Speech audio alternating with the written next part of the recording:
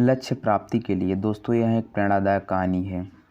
घाट के किनारे एक साधु अपना डेरा डाले हुए था और वहीं बैठा रहता था और एकाएक चिल्ला उठता, जो चाहोगे सो पाओगे। कई लोग उस रास्ते से गुजरते थे, उसे ऐसा चिल्लाते देख उसे पागल समझ लेते थे। कई लोग उस पर हंसते तो कई लोग उसका मजाक बनाते। फिर एक दिन युवक उसी रास्ते से गुजरा जो बेरोजगार था। उस साधु की आवाज़ उस युवक के कानों में पड़ी।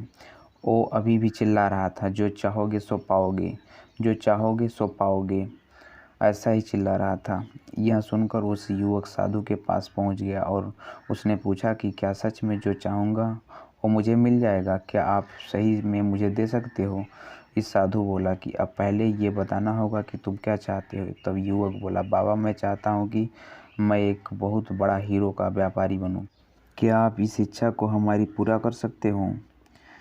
साधु ने कहा, जरूर बेटा, मैं तुम्हें 2 चीज़ें देता हूँ। इसमें से एक हीरा और एक मोती है।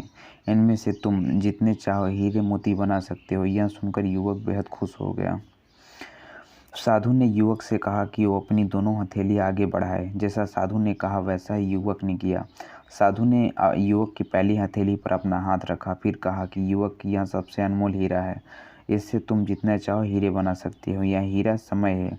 इसे मुट्ठी में जकड़ कर रखना, इसे कभी भी हाथ से निकलने मत देना। फिर साधु ने युवक की दूसरी हथेली पर मोती रखा और कहा कि अगर किसी भी काम में समय लग रहा है तो इस मोती को धारण कर लेना। यह मोती धैर्य है, इससे तुम जो चाहोगे वो हासिल कर पाओगे।